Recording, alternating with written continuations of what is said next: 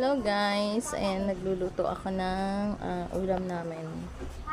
Tingnan natin yung aming ulam tanghalian. Yung ulam namin may sabaw. So, hindi kasi pwedeng sa anak ko. Kailangan kasi laging may sabaw yung kanyang ulam. Ayan. So, nagluto tayo ng sinigang na bangus. Ayan. So, kumukulo pa siya. Ang sarap guys, may okra. Ayan.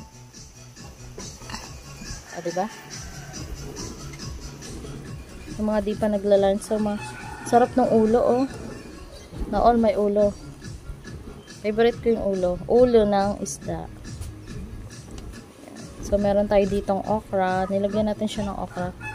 With kamatis. Ayan. Sinigang na bangos. Yan po yung aming lunch. Ayan, dahil nandito pa kami sa Valenzuela. So, tikman natin kung okay na yung lasa.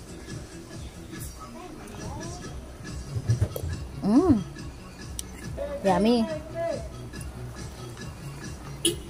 Sarap. So, pwede na siya. Malambot na rin yung okra.